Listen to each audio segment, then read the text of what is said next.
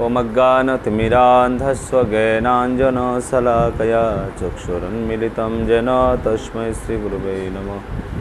नमो विष्णुपादाय कृष्णपृष्ठाय भूतले श्रीमते भक्तिवेदान्त स्वामिनिति नामिने।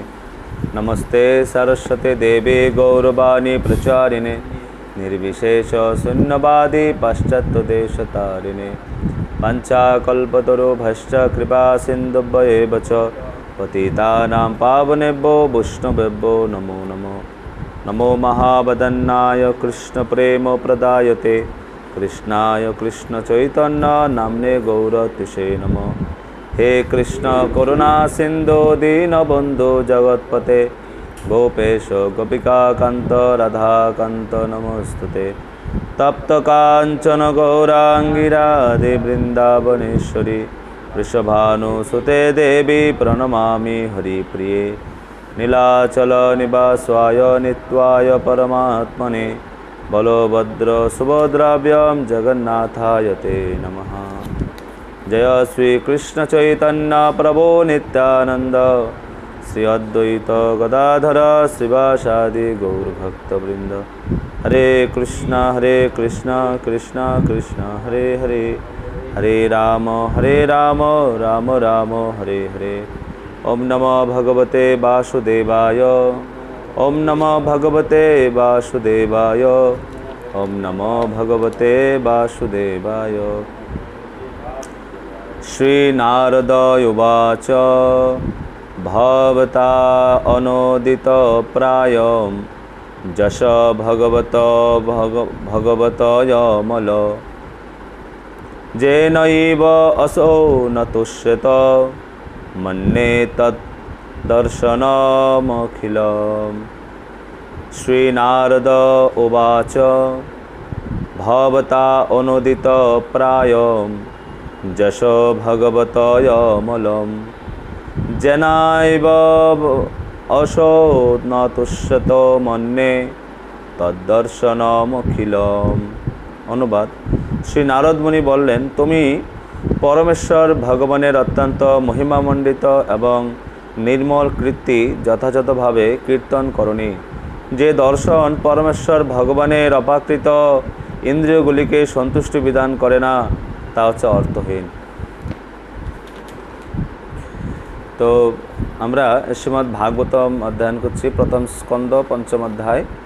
तो एर आगेर अध्याय আমরা শ্রবণ করেছি যে ব্যাসদেব তিনি সরস্বতী নদীর তীরে বসে আছেন অত্যন্ত চিন্তিত অবস্থায়। তিনি চিন্তা করছেন আসলে আমি এত শাস্ত্রগ্রন্থ রচনা করেছি, আমি গুরুদেবের আনুগত্যে সেবা করেছি, তথাপি আমি কেন এত গ্রন্থ রচনা করেও আমি সন্তুষ্ট হতে পারছি না।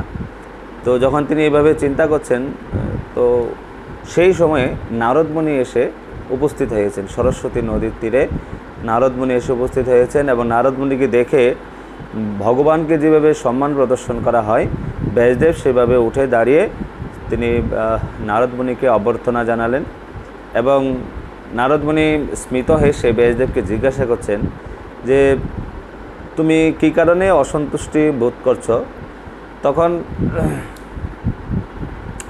তখন ব্যাসদেব বলছেন যে আসলে আমি আপনাকে আমার অসন্তুষ্টির মূল কারণ কি আমি বুঝতে পারছি না, আমি আপনার কাছে জিজ্ঞাসা করছি। আপনি হচ্ছে ব্রহ্মার পুত্র, তো আপনি যেহেতু স্বয়ম্ভু ব্রহ্মার পুত্র অসীম জ্ঞানের অধিকারী, আপনি এই সমস্ত গোপন তত্ত্ব সম্বন্ধে আপনি জানেন। তো আপনি জগতের সৃষ্টিকর্তা, ধ্বংসকর্তা এবং চিৎ জগতের পালনকর্তা পরমেশ্বর ভগবানের আপনি উপাসনা করেন, তাই তিনটা গুণের আপনি অতীত। সূর্যের মতো আপনি ত্রিভুবনের সর্বত্রই বিচরণ করতে পারেন, বায়ুর মতো আপনি সকলের হৃদয়ে প্রবেশ করতে পারেন, আপনি অন্তর্যামীর মতো সর্বব্যাপ্ত। এভাবে করে নারদ মুনির মহিমা ব্যাসদেব বর্ণনা করার পর বললেন আপনি একটু খুঁজে দেখুন যে আসলে আমি পরম ধর্ম অনুসরণে যুক্ত থাকা সত্ত্বেও, ব্রত পালনে নিষ্ণাত থাকা সত্ত্বেও কেন আমার এই অসন্তুষ্টি, আমার অক্ষমতাটা কোথায়। তো তখন এই নারদ মুনি, আজকে যে শ্লোকটা আমরা পড়লাম, নারদ মুনি বললেন, কি বললেন, তুমি পরমেশ্বর ভগবানের অত্যন্ত মহিমামণ্ডিত निर्मल कीर्ति यथायथभावे कीर्तन करनी। जे दर्शन परमेश्वर भगवानेर अपाकृत ইন্দ্রিয়গুলি সন্তুষ্টি বিধান করে না, তা হচ্ছে অর্থহীন।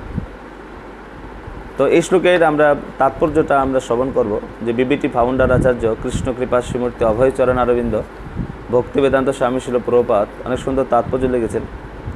সেখানে বলছেন যে আসলে এই শ্লোকটাকে তিনি বিশ্লেষণ করেছেন। তো বিশ্লেষণ করতে গিয়ে বললেন যে জীবাত্মার সঙ্গে পরমাত্মা বা পরমেশ্বর ভগবানের সম্পর্ক হচ্ছে নিত্য। ভগবান হচ্ছে নিত্য প্রভু, আর আমরা হচ্ছি তার নিত্য দাস। হ্যাঁ, তো জীব কৃষ্ণের নিত্য দাস, এই বিশ্বাস করলে তো আর দুঃখ নাই। আমরা হচ্ছি ভগবানের কৃষ্ণের নিত্য দাস, এটা যদি আমরা ভুলে যাই তাহলে আমাদের দুঃখ আমাদের মধ্যে আসবে। আর যদি আমরা এটা বুঝতে পারি যে আমরা হচ্ছে কৃষ্ণের দাস, তাহলে আমাদের দুঃখ থাকবে না। তো এখানে শিল প্রভুপাদ এটাই বললেন, জীবাত্মার সঙ্গে ভগবানের সঙ্গে একটা সম্পর্ক, তিনটা তত্ত্ব আছে: সম্বন্ধ, অভিধেয় আর প্রয়োজন। তো আমাদের সম্বন্ধটা কার সঙ্গে? ভগবানের সঙ্গে। কি সম্বন্ধ? ভগবান হচ্ছে প্রভু, আমরা হচ্ছে তার নিত্য দাস, এটা হচ্ছে সম্বন্ধ। সম্বন্ধ জানিয়া যে জীবন যুদ্ধ করে, সেই তো বাঁচিয়া রহে আর সব মরে। অর্থাৎ ভগবানের সঙ্গে আমাদের সম্বন্ধটা কী, কেন আমি ভগবানের সেবা করব, হ্যাঁ, তো এইটা আমাদের জানা প্রয়োজন। তাই জন্য শিল প্রভুপাদ এখানে বললে, প্রথমেই তিনি প্রকাশ করলেন যে আসলে পরমেশ্বর ভগবানের সঙ্গে আমাদের একটা সম্পর্ক আছে। সেই সম্পর্কটা অনিত্য সম্পর্ক না, 2 দিনের সম্পর্ক না, 50 বছরের সম্বন্ধ না, 100 বছরের সম্বন্ধ না, নিত্য সম্বন্ধ, যেটা কখনো বিনষ্ট হবে না। এই জন্য বলা হচ্ছে নিত্য প্রভু আর নিত্য ভৃত্য। ভগবান নিত্যই প্রভু। আমাদের এই জগতে আমরা অনেক প্রভু আমাদের হয়েছে, স্যার, অনেককে স্যার ডেকেছে, কিন্তু সেই স্যারেরা এখন আর আমাদের স্যার নেই। হ্যাঁ, কিন্তু ভগবান কিন্তু সবসময় তিনি আমাদের ভগবান। হয়তো আমি কিছুদিনের জন্য স্বীকার করছি না, কিন্তু প্রকৃতপক্ষে তিনি হচ্ছে ভগবান। এই জন্য এখানে বলা হচ্ছে নিত্য। আচ্ছা, তারপরে ভগবান জীবরূপে নিজেকে বিস্তার করেছেন তাদের থেকে প্রেমময়ী সেবা গ্রহণ করার জন্য। তাহলে জীবেরা কোথা থেকে আসলো? প্রশ্ন, এই যে জীবেরা কোথা থেকে আসলো, নিত্য হলো কোথা থেকে? এখানে শিল প্রভুপাদ বলছেন জীবেরা হচ্ছে ভগবানের বিস্তারিত অংশ। বিস্তারিত মানে ভগবান নিজেকে বিস্তার করেছেন। এই বিস্তারিত অংশটার নামই হচ্ছে এই যে জীব, আত্মা। মানে ভগবান হচ্ছে পরমাত্মা, আর ওনার বিস্তারিত অংশ হচ্ছে আমরা হচ্ছে জীবাত্মা, ক্ষুদ্র অংশ। ভগবান হচ্ছে বৃহৎ, আমরা হচ্ছে ক্ষুদ্র। তো কেন তিনি আমাদের এভাবে করে তিনি আমাদের বিস্তার করেছেন, নিজেকে বিস্তার করেছেন? কারণ আমাদের ভিতরে যে প্রেম আছে, ভক্তি আছে, এই ভক্তিটা উনি আস্বাদন করতে চায়। এই জন্য প্রেমময়ী সেবা গ্রহণ করার একটা সুযোগ ভগবান আমাদেরকে দিয়েছেন। আচ্ছা, তারপরে বললেন সেটি কেবল ভগবান এবং জীব উভয়েরই সন্তুষ্টি বিধান করতে পারে। যেমন একটা গাভী দুধ দিয়ে কিন্তু সে শান্তি পায়, দুধ খেয়ে কিন্তু সে শান্তি পায় না। যেমন নদী, সে জল সবসময় জল, শুদ্ধ নির্মল জল দিয়ে ওনার শান্তি। একটা বৃক্ষ, সে আম বৃক্ষ, আম দিয়ে কিন্তু তার শান্তি, এটাতেই ওনার প্রশান্তি আসবে। তো ঠিক তেমনি আমাদের এই জীবেরা কিন্তু আমাদের এই ভগবানের সেবার মধ্যে কি আছে? এই শান্তি আছে। এখানে এটাই কিন্তু এখানে আলোচনা করা হচ্ছে। যে শিল প্রভুপাদ বললেন, তো ভগবান সেবা গ্রহণ করে আনন্দ আস্বাদন করবেন, তিনি হচ্ছেন ভোক্তা। আর জীবেরা আনন্দ কীভাবে পাবে? ভোগ করে না, জীবের আনন্দ পাবে ভগবানের সেবা করে। এইটা এখানে বোঝানো, সেটি কেবল ভগবান এবং জীবের উভয় সন্তুষ্ট বিধান করতে পারে। আচ্ছা, তারপরে প্রভুপাদ বললেন যে ব্যাসদেবের মতো মহাপ্রাজ্ঞ মহর্ষি বৈদিক শাস্ত্রকে অনেক বিস্তৃত রূপে সংকলন করেছেন। কে? ব্যাসদেবের মতো ব্যক্তি এই যে বৈদিক শাস্ত্র, তো এটাকে বিস্তার করেছেন, তিনি রচনা করেছেন, বিস্তারিত করেছেন। যেমন আমরা এখন শিল প্রভুপাদের তাৎপর্যটা পড়তেছি, একটা শ্লোক 2 লাইনের শ্লোকটা শিল প্রভুপাদ এখানে প্রায় 10-15 লাইনের একটা তাৎপর্য দিয়েছে। শ্লোকটাকে কী করা হয়েছে না, শ্লোকটাকে বিস্তার করা হয়েছে, ঠিক তেমনি ব্যাসদেব কী করেছেন? ভগবান যে সূত্র আকারে যে জ্ঞান দিয়েছে, বৈদিক জ্ঞান, এটাকে বিস্তার করেছেন ব্যাসদেব মানুষকে বোঝার জন্য। যেরকম শিল প্রভুপাদ তাৎপর্যটা কেন দিয়েছে? শ্লোকটাকে, অর্থটাকে বোঝার জন্য বিশ্লেষণ করেছেন। শিল প্রভুপাদ যেরকম বিস্তারিত করেছেন, ব্যাসদেবও বিস্তার করেছেন ভগবানের এই জ্ঞানটাকে। হ্যাঁ, আচ্ছা, তারপর এখানে শিল প্রভুপাদ বললেন যে ব্যাসদেবের মতো মহাপ্রাজ্ঞ মহর্ষি বৈদিক শাস্ত্রকে অনেক বিস্তারিত রূপে সংকলন করেছেন, চরমে অন্তিমে মানে শেষে বেদান্ত দর্শন প্রণয়ন করেছেন, কিন্তু তাদের একটিও সরাসরিভাবে পরমেশ্বর ভগবানের মহিমা কীর্তন করেনি। মানে হ্যাঁ, ভগবানের মহিমা কীর্তন করাটাই হচ্ছে, যেমন শিল প্রভুপাদ যে তাৎপর্যটা লিখেছেন, এটা মূল উদ্দেশ্য হচ্ছে এই শ্লোকটাকে হাইলাইট করা, শ্লোকটাতে আসলে কি বলতে চাইছেন এটাকে তুলে ধরা, তাই না? কিন্তু এখন যদি মনে করেন এই তাৎপর্যটার মধ্যে এই শ্লোকে কি বলছে এটা তুলে না ধরে অন্য কোনো বিষয় নিয়ে আলোচনা করে, তাহলে যথার্থ হলো না, তাই না? এই বিস্তারিত করার উদ্দেশ্য হচ্ছে শ্লোকটার মাহাত্ম্যকে বিশালভাবে বিস্তৃত করে বর্ণনা করা।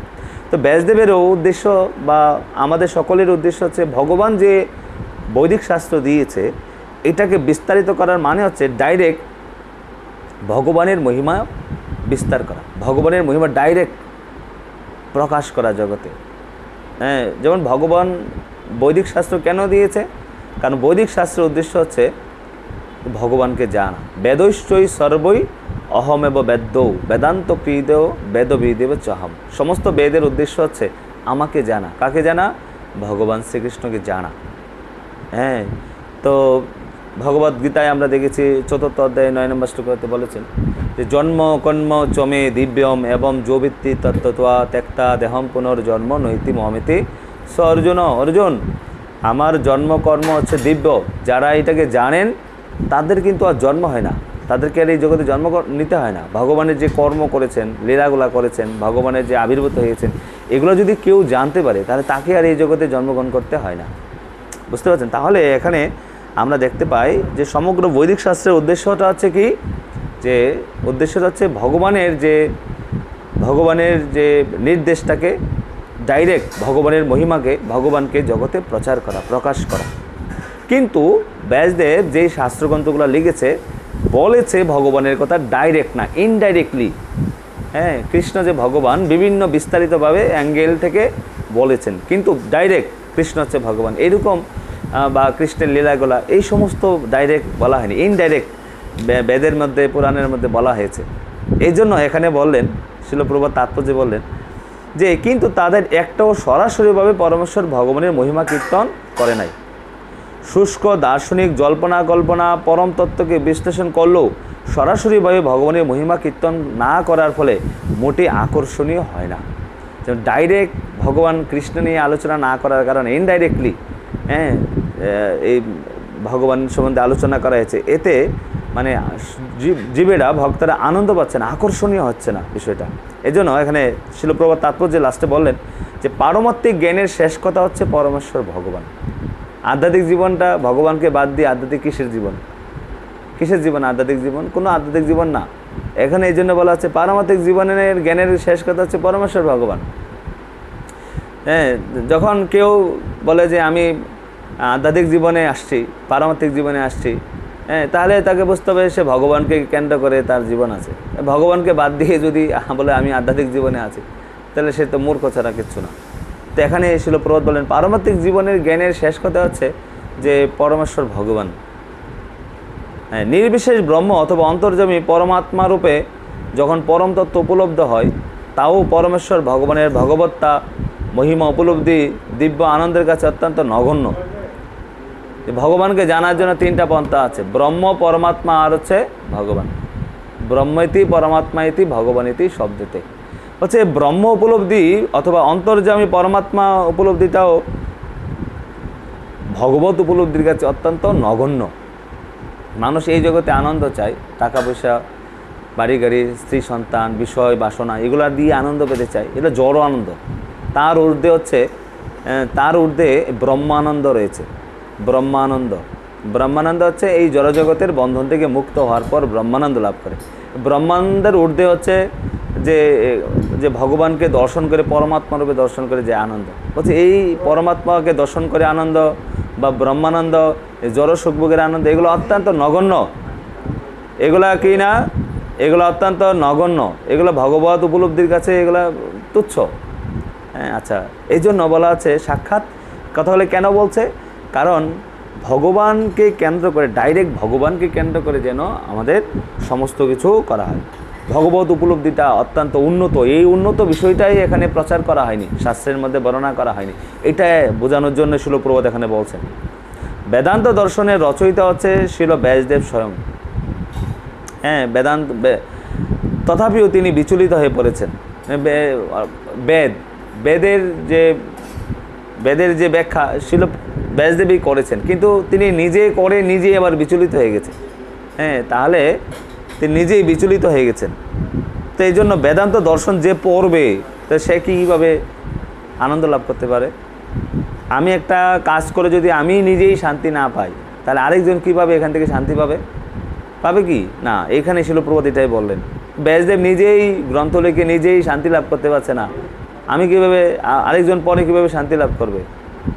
তো এখানে শ্রীমদ্ ভাগবতম রূপে বেদান্ত সূত্রের রচয়িতা বেদান্ত ভাষ্য প্রণয়ন করার প্রয়োজনীয়তা উত্থাপন করা হয়েছে। মানে এখানে যে শ্রীমদ্ ভাগবতম রূপে বেদান্ত সূত্রের রচয়িতা বেদান্ত ভাষ্য প্রণয়ন করার প্রয়োজনীয়তা এখানে বর্ণনা করছেন।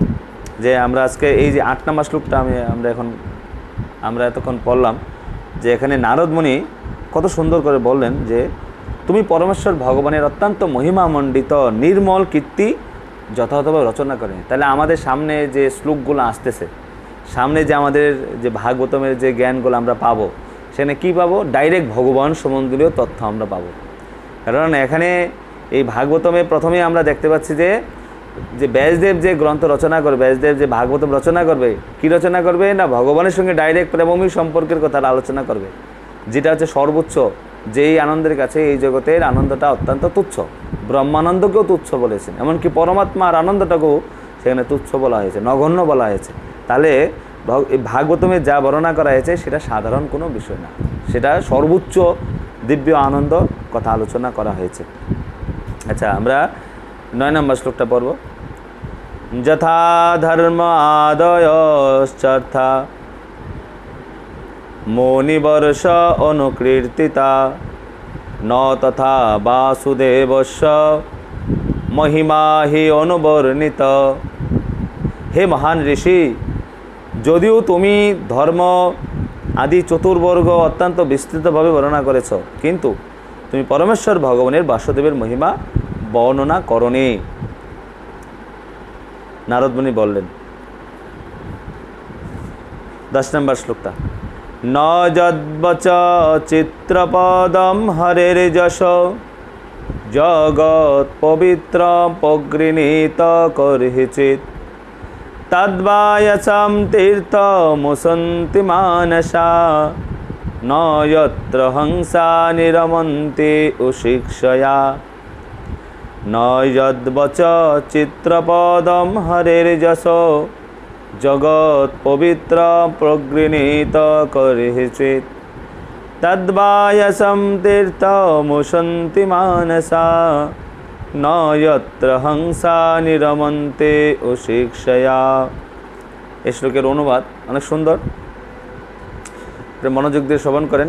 যে বাণী জগৎ পবিত্রকারী ভগবানের মহিমা বর্ণনা করে না, তাকে সন্ত পুরুষেরা কাকেদের তীর্থ বলে বিবেচনা করে। ভগবত ধামে নিবাসকারী পরমাংশরা সেখানে কোনো রকম আনন্দ অনুভব করে না। তো এখানে শিলপ্রভু অনেক সুন্দর তাৎপর্য এখানে দিয়েছেন। আমরা তাৎপর্যটার মাধ্যমে আমরা আজকের এই শ্লোকটাকে একটু আস্বাদন করব। বলা হচ্ছে যে কাক আর হংস সমপর্যায় ভুক্ত পক্ষী নয়। কাক ও পাখি, হংস পাখি, পক্ষী জাতি, কিন্তু তারা কিন্তু সমপর্যায় ভুক্ত না। কেন? তাদের মানসিকতা দুজনের ভিন্ন আছে।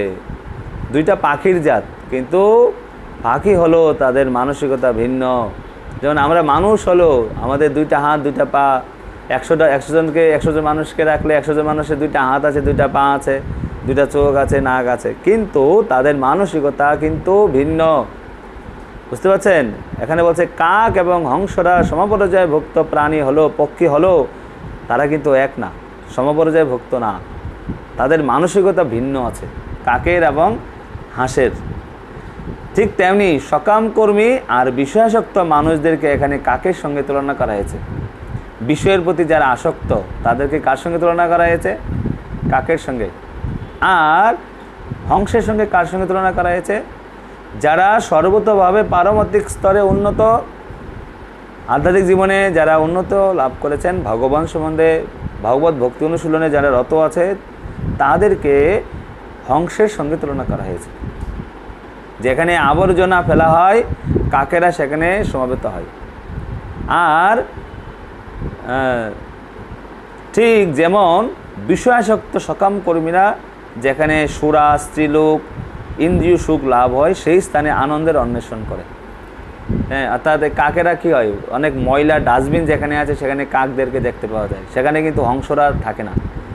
হ্যাঁ, তো ঠিক তেমনি বিষয়াসক্ত ব্যক্তিরা কোথায় থাকে? স্ত্রীলোক, তারপর হচ্ছে সিনেমা, রাজনীতি, এই ইন্দ্রিয় সুখভোগের, মদ, মাংস, জুয়া, এই সমস্ত ক্ষেত্রে বিষয়াসক্ত ব্যক্তিরা থাকে। সেখানে কি কোথাও কখন দেখেছেন সন্ন্যাসীরা সেখানে আছে? ব্রহ্মচারীরা তাস খেলতেছে, জুয়া খেলতেছে, মদ খাচ্ছে, সিগারেট টানছে, সিনেমা হলে আছে, মাংস খাচ্ছে, হ্যাঁ, ডিজে গান চালিয়ে মেয়ে ছেলেদের সঙ্গে নৃত্য করছে, নাচছে, এরকম দেখা যায়? তো কেন দেখা যাচ্ছে না? কারণ তারা এই যে এখানে যে জড় আনন্দ, কাকেদের আনন্দ, এই আনন্দে তারা আসক্ত না। তারাও কিন্তু আনন্দ আস্বাদন করার চেষ্টা করে। কখন না? ভোর 4টায় উঠে যায়, 4:30টায় উঠে তারাও কিন্তু গান করে, নৃত্য করে, তারাও কিন্তু ভগবানের নাম জপ করে, তারাও কিন্তু ভগবানের দিব্য লীলা দর্শন করে, তারাও কিন্তু গ্রন্থ অধ্যয়ন করে, ভগবানের সম্বন্ধে অনেক সুন্দর তারা আলোচনা শ্রবণ করে, কীর্তন করে, তারাও কিন্তু আনন্দই আস্বাদন করছে। কিন্তু তারা জড় আনন্দ আস্বাদন করে না। তারা কি আস্বাদন করছে? তারা আছে এই যে দিব্য আনন্দ, কৃষ্ণ ভক্তিময় আনন্দ তারা আস্বাদন করে। এজন্য এখানে হংসের সঙ্গে তুলনা করা হয়েছে তাদেরকে। কাকেরা যেখানে সুখের অন্বেষণে সমবেত হয়, হংসেরা কিন্তু সেখানে আনন্দের অন্বেষণ করে না। যেখানে কাকেরা আনন্দ পায়, সেখানে কিন্তু হংসেরা আনন্দ পায় না। তো সাধুরা যেখানে আনন্দ পায়, সেখানে কিন্তু জাগতিক ব্যক্তিরা, বিষয়াসক্ত ব্যক্তিরা সেদিন থাকতে পারে না। একজন ব্যক্তি আমাদের মন্দিরে এসেছিল, বললো যে আমি প্রভু মন্দিরে চলে আসছি, আমি কি থাকতে পারবা মন্দিরে? বলছে হ্যাঁ, মন্দিরে থাকবো যতদিন আমি যদি বেঁচে থাকি, আমি যতদিন যদি আমার ভিতরে শ্বাস থাকে তাহলে আমি মন্দিরে থাকবো। যেদিন আমার শ্বাস থাকবে না, হয়তো সেদিন আমাকে বের করে দেবে, মানে মৃত্যু হলেই যাবে, এছাড়া যাবে না। সে বাড়িঘর ছেড়ে সব চলে আসছে। এখন আমি বলি ঠিক আছে, তোমার যেহেতু এত দৃঢ় সংকল্প, থাকো। 1.5 দিন, একদিন গিয়েছে কোনো রকমে, 1.5 দিন পরে সন্ধ্যাবেলা পালাইছে, আর নাই। কারণ হচ্ছে একটা ব্যাপার হচ্ছে যে সেখানে থাকতে পারে না। কেন? সেখানে কি খারাপ কিছু হচ্ছে? সে খারাপ কিছু তো না, মারছে না, 3 বেলা প্রসাদ পাচ্ছে, কিন্তু সেখানে তার পরিবেশটা ঠিক নাই। তার জন্য এটা মানানসই পরিবেশ না। কারণ তার জন্য মানানসই এটা কোনটা না, একটু সিনেমা দেখবে, একটু জাগতিক কথা বলবে, কিন্তু এখানে এগুলো নাই, মন্দিরে কিন্তু এগুলো নাই। তাই জন্য সে কিন্তু পরিবেশটা পাচ্ছে না। 1.5 দিন, একদিনের পর 1.5 দিন, 2 দিন হয় নাই, সন্ধ্যার সময় পালিয়ে গেছে। আমি বলতে চাচ্ছি যে আসলে ব্যাপারগুলো আছে যে এটা একটা আমরা আলোচনা করছি যে আসলে যে আমরা যারা এই কৃষ্ণ ভক্তি আমরা করছি, তো তারা কিন্তু এই জাগতিক ব্যক্তিদের সঙ্গে থাকতে মনে চায় না। আমাকে একদিন তাঁতিবাজার একজন ভক্ত আমাকে বলছিল যে ওইখানে একটা ডিজে গান চালাচ্ছিল, শত শত লোক সেখানে নাচছে, গাইছে, আর উনি বলছে আমি কখন যে এই জায়গাটা পার করে আসব, আমি দ্রুত চলে আসতেছি ওই জায়গাটা দিয়ে। কিন্তু সেখানে কিন্তু শত মানুষ খুব আনন্দে আছে, কিন্তু উনি কিন্তু আনন্দে নাই। উনি ওই জায়গাটা কিভাবে যে চলে আসবে তাড়াতাড়ি করে, সেই চিন্তা। তো কেন? কারণ এখানে এইটাই আলোচনা করা হচ্ছে যে জাগতিক বিষয়াসক্ত ব্যক্তিরা যেখানে দিব্য আনন্দ অনুভব করে, অনেক আনন্দ আসক্ত, কিন্তু ভক্তরা কিন্তু সেখানে আসক্ত না। আচ্ছা, বিভিন্ন ধরনের জীবকে প্রকৃতি তাদের মনোবৃত্তি অনুসারে প্রভাবিত করে, তাদের কখনো সমপর্যায়ভুক্ত করা যায় না। অনেকে বলে না যে আসলে আমাদের এই ধর্মে এত মত কেন, এত বিভাগ কেন? কারণ হচ্ছে আমাদের মানসিকতা ভিন্নতা রয়েছে, সবাই সব রকমের মানসিকতা নাই। ইসকনকে অনেকে ঘৃণা করে। কেন ঘৃণা করে? কারণ ইসকনকে ভয় পায়।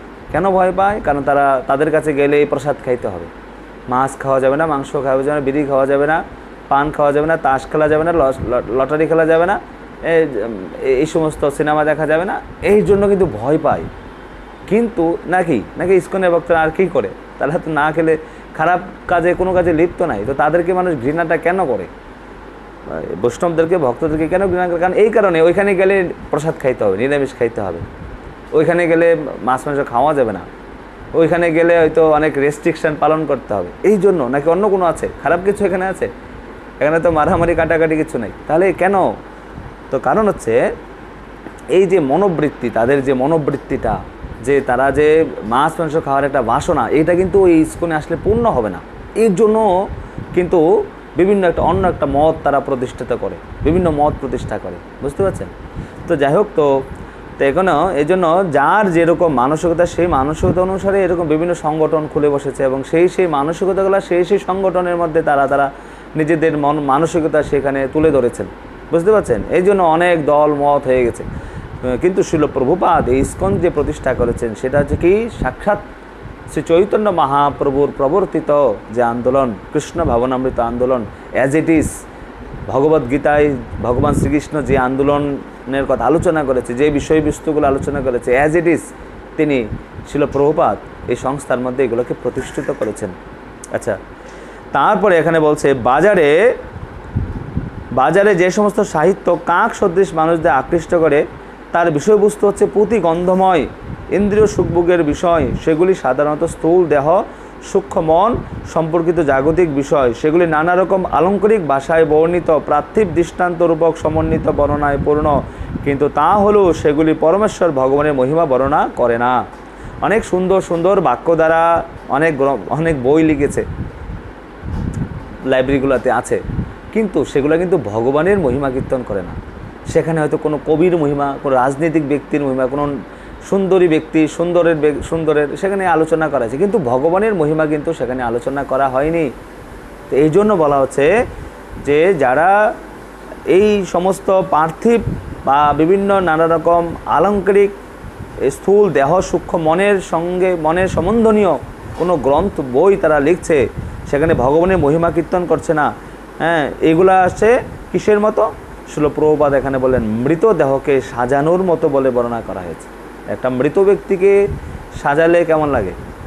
তো ঠিক তেমনি যেই বাক্য দ্বারা, যেই সম্পদ দ্বারা ভগবানের সেবা হয় না, সেটা মৃত ব্যক্তির সম্পদের মতো বা মৃত ব্যক্তির দেহের মতো, সেগুলো সুন্দর হয় না, সুন্দর লাগে না। আধ্যাত্মিক স্তরে উন্নত মানুষ যাদের হংসের সঙ্গে তুলনা করা হয়েছে, কখনো এই ধরনের মৃত সাহিত্য আনন্দ অন্বেষণ করে না। হ্যাঁ, যারা এই কৃষ্ণ ভক্তি রস আনন্দ আস্বাদন করছে, তারা কিন্তু এইরকম মৃত সাহিত্য, যেগুলা কৃষ্ণের মহিমা কীর্তন করে না, সেই বই কিন্তু তারা পড়ে না। হ্যাঁ, হাজার হাজার কোটি কোটি লক্ষ লক্ষ বই আছে, সারাদিন ধরে মানুষ বই পড়ে, কিন্তু এগুলাতে কিন্তু ভক্তদের কি নাই, আসক্ত নাই। ভক্তরা কি নিয়ে থাকে? এই গীতা একটা পেয়েছে, সে যদি 50 বছর 60 বছর বাঁচে, 60 বছর সে গীতাই পড়ে, একটা বই গীতায় পড়ছে। হ্যাঁ, তারপর সে যদি 60 বছর বাঁচে, সে ভাগবতম পড়ছে, কিন্তু প্রত্যেকটা গীতার শ্লোক থেকে প্রত্যেকবার যখন পড়ছে তখন নতুন নতুন রস আস্বাদন হচ্ছে, কারণ এটা দিব্য গ্রন্থ, তো এটা আধ্যাত্মিক গ্রন্থ, এটা দিব্য গ্রন্থ। সে নতুন নতুন নব নব রস ধামন উদ্যতম গ্রন্থমাসিত তদ্বদী বত নারী সঙ্গমে স্মর্যমানে মুখবিকারম সুষ্টম চনিষ্টম। নতুন নতুন রস আস্বাদন করা যায় এই যে ভাগবতম ভগবদ্গীতা এই শাস্ত্র গ্রন্থগুলো থেকে। এটা মৃত সাহিত্য না, এটা চিন্ময় সাহিত্য। এই জগতে যত বই আছে দেখবেন, এই 100 বছরের আগের এখন আর কোনো বই নেই, 100 বছরের আগের, কিন্তু ভগবদ্গীতা 5000 বছর পূর্বে ভগবান যা বর্ণনা করেছেন সেটা কিন্তু এই এখানে আমরা পড়ছি। ভাগবতম সেই সৃষ্টির শুরুতে ভগবান ব্রহ্মাকে ভাগবতমের জ্ঞান দিয়েছে, তেনে ব্রহ্মা হৃদা যে আদিকবে মজ্জন্দি যাচ্ছিল। তো সেই ভাগবতম এখন আমরা লক্ষ কোটি বছর পর এসে আমরা এখন পড়ছি। এগুলো মৃত শাস্ত্র না, এটা হচ্ছে দিব্য চিন্ময় শাস্ত্র। আর এই শাস্ত্রগুলোয় কী করে ভক্তরা এগুলোকে পড়ছে, আস্বাদন করছে। তো এই সমস্ত রাজসিক ও তামসিক সাহিত্যগুলি বিভিন্ন ধরনের ছাপ মেরে বিতরণ করা হয়, কিন্তু তা মানুষের আধ্যাত্মিক আকাঙ্ক্ষার সহায়ক হয় না। তাই হংসসদৃশ সাধু পুরুষেরা কখনোই তা স্পর্শও করে না। পারমাত্মিক স্তরে উন্নত এই সমস্ত মানুষদেরকে বলা হয় মানস, কেননা তারা সর্বদাই চিন্ময় স্তরে পরমেশ্বর ভগবানের প্রেমময়ী সেবার মর্যাদাকে সম্পূর্ণরূপে অক্ষুণ্ণ রাখেন। তা স্থূল ইন্দ্রিয় এবং অহংকারাচ্ছন্ন মনের সূক্ষ্ম জল্পনা কল্পনা সর্বতোভাবে বর্জন করে সামাজিক দিক দিয়ে উচ্চশিক্ষিত মানুষ, বৈজ্ঞানিক, জড় বিষয়ে কবি, দার্শনিক, রাজনীতিবিদেরা যারা কেবল জড় ইন্দ্রিয় সুখভোগের উন্নতি সাধনের প্রচেষ্টায় মগ্ন, তারা হচ্ছে মায়ার হাতে ক্রীড়নক। যেখানে পরিত্যক্ত বিষয়গুলি ফেলে দেওয়া হয় সেখানে তারা আনন্দের অন্বেষণ করে। শ্রীধর স্বামীর মতে এটি হচ্ছে বেশ্যা আসক্ত সুখ। কিন্তু যেই সমস্ত সাহিত্য পরমেশ্বর ভগবানের মহিমা বর্ণনা করে মানব জীবনের মূল উদ্দেশ্য সম্বন্ধে অবগত পরম অংশরা তাই আস্বাদন করেন। তো এখানে আমরা এই যে কত সুন্দর শিল প্রভুপাদের ব্যাখ্যা আমরা আজকে পড়লাম, 3টা শ্লোক আমরা আজকে পড়লাম। তো এখানে যে 3টা শ্লোকের মধ্যে মূলত ব্যাসদেব তিনি এখানে বলার চেষ্টা করেছেন যে নারদমুনি বলার চেষ্টা করেছেন যে আসলে তুমি যে পরমেশ্বর ভগবানের মহিমামণ্ডিত কার্যকলাপ তুমি যথাযথভাবে কীর্তন করোনি, কীর্তন করেছো যতটুকু প্রয়োজন তার 1%, 2%, 5% তো করেছো, যতটুকু প্রয়োজন সেই প্রয়োজন তুমি করো। যেমন আমার তৃষ্ণা পেয়েছে, আমাকে যদি 1 ফোঁটা জল দেয় তাহলে কি আমার তৃষ্ণা নিবারণ হবে? আমাকে 1 গ্লাস জল খেতে হবে, মিনিমাম 1 গ্লাস জল খেলে যদি তৃষ্ণা মিটে, কিন্তু 1 ফোঁটা জল দিয়েছে তাহলে আমার তৃষ্ণা মিটবে? এত শাস্ত্রগ্রন্থ রচনা করেছে, সেখানে ব্যাসদেব ভগবানের মহিমাকে সেরকম আরও মানুষকে কী করে দিয়েছে, 1 ফোঁটা জল দিয়ে আরও সেখানে দুঃখ দুর্দশা মনে হচ্ছে বাড়িয়ে দিয়েছে, এমন একটা ব্যাপার। এই জন্য বলছে তুমি যে নির্মল কীর্তি, ভগবানের নির্মল পবিত্র কীর্তি, ভগবানের মহিমা তুমি সেখানে যথাযথভাবে কীর্তন করোনি। আর যে আরেকটা এখানে বলা আছে, যদি কেউ যদি ভগবানের মহিমা কীর্তন না করে তাহলে তার বিনিময়ে কী হবে, সে তার ইন্দ্রিয়গুলি কখনো সন্তুষ্টি লাভ করতে পারে না। হ্যাঁ, কীভাবে সন্তুষ্টি লাভ করা যায়? ভগবদ্গীতায় যেরকম আমরা দেখেছি, ভোক্তারাম যজ্ঞত বসাম সর্বলোক মহেশ্বরম সুহৃদম সর্বভূতানাম জ্ঞাত্বামাম শান্তি মিচ্ছতি। তুমি কীভাবে শান্তি লাভ করতে পারবে না, যদি তোমার সব কিছুকে ভগবানের সেবায় যুক্ত করো। কারণ তুমি যদি নিজে ভোক্তা হয়ে যাও তাহলে তুমি শান্তি কীভাবে পাবা? যে শান্তি পাচ্ছে না তার মানে বুঝতে হবে যে যত বেশি অশান্তিতে আছে সে তত বেশি ভোগে ব্যস্ত, হতে পারে মানসিকভাবে, হতে পারে জাগতিক বিষয়বস্তুগুলা। হ্যাঁ, জাগতিক বিষয়বস্তুগুলা হয়তো যে ভোগ করছে, আবার নয়তো সে মানসিকভাবে ভোগ করছে, ভোগ করার একটা প্রচেষ্টা, এর জন্য সে শান্তি পাচ্ছে না। শান্তির সূত্র ভগবদ্গীতায় দেওয়া হয়েছে, সেটা কি যে স্থূল এবং সূক্ষ্ম দুইভাবেই। স্থূল হচ্ছে এই যে আমাদের টাকা পয়সা, আত্মীয় স্বজন, বাড়িঘর, এই সমস্ত কিছু ভগবানের সেবায় যুক্ত করা স্থূল। আর সূক্ষ্ম হচ্ছে মানসিকভাবে চিন্তা ভাবনা, চিন্তাধারা সব কিছু ভগবানের সেবায় নিয়োজিত করা। তো এইগুলা যদি মনে করেন আমি যদি নিজে কিছু মানসিকভাবে আমি শান্তি লাভ করতে চাই, ভগবানকে মানসিকভাবেও ভগবানের সেবা করতে না চাই, তাহলে আমাদের শান্তিটা আমাদের জীবনে আসবে না। তো আমাদের সব কিছুই হচ্ছে ভগবানকে কেন্দ্র করে। এজন্য এখানে বলা আছে যে তুমি যে শাস্ত্রগুলো রচনা করেছ সেইগুলো কিন্তু ভগবানের সেবায় লাগছে না, ভগবানের সেবায় হচ্ছে না, এর জন্য তুমি অশান্তি হচ্ছে তোমার। আরেকটা হচ্ছে যে তুমি যে বাণী জগৎ পবিত্রকারী, জগৎকে পবিত্র করে, হ্যাঁ পবিত্র করে, সেই বাণী ভগবানের মহিমা যদি কীর্তন না করে, যে বাণী মানে যে কথা ভগবানের মহিমা কীর্তন না করে, সাধুরা কিন্তু সেখানে যায় না, সাধুরা কিন্তু সেখানে যায় না। আর সেখানে তাদেরকে কাকে যে তীর্থ বলে বিবেচনা করে, ওই তীর্থ, ওই জায়গাটাকে, হ্যাঁ যে তীর্থের মধ্যে ভগবানের মহিমা কীর্তন হয় না, খালি স্নান করে চলে আসে, যে ধামের মধ্যে ভগবানের মহিমা কীর্তন হয় না, সেখানে কিন্তু প্রকৃতপক্ষে সে ধামও না, সেখানে ইয়েও না, প্রকৃতপক্ষে সেই ধামের মহিমা বুঝতে পারবে না। তো এই জন্য এখানে বলা হচ্ছে মূল বিষয়টা হচ্ছে এখানে এটাই যে ভগবানের মহিমা কীর্তন করা। যদি কীর্তন না করে এটা কাকেদের তীর্থ। যে বাড়িতে ভগবানের মহিমা কীর্তন হয় না তাহলে সেই বাড়িটা কাকের বাড়ি, যারা থাকে তারা কাক সদৃশ। হ্যাঁ, যেই মনে করেন যে মন্দিরও যদি হয় সেখানে যদি ভগবানের মহিমা আলোচনা না হয়, ভগবানের সেবা না হয়, সেটা মন্দির না, এটা কাকেদের বাড়ি। হ্যাঁ, কাকেরা সেখানে থাকে। তো আর যদি কোনো গৃহও যদি হয়, হ্যাঁ যদি অরণ্যও যদি হয়, সেখানে যদি ভগবানের মহিমা কীর্তন হয় সেটা ধাম। ভগবান তিনি আমরা দেখি যে ভাগবতমে কোথায় বলা হয়েছে যে ভগবান যেখানে থাকেন, কোথায় থাকেন ভগবান? যেখানে ভগবানের মহিমা কীর্তন করা হয়, হ্যাঁ ভগবান সেইখানে বিরাজ করেন। তো অনেক সুন্দর এই ভাগবতম আমরা আজকে 9 8, 9, 10 এই 3টা শ্লোক আজকে পড়েছি প্রথম স্কন্ধে পঞ্চম অধ্যায়ে 3টা শ্লোক আজকে আমরা আলোচনা করলাম। আমরা আগামী ক্লাসে হয়তো আমরা 11, 12, 13 এই 3টা শ্লোক আমরা 3-4টা শ্লোক আমরা আলোচনা করব। তো আমরা আজকে এখানে সমাপ্ত করব। সবাইকে বৈষ্ণব প্রণাম।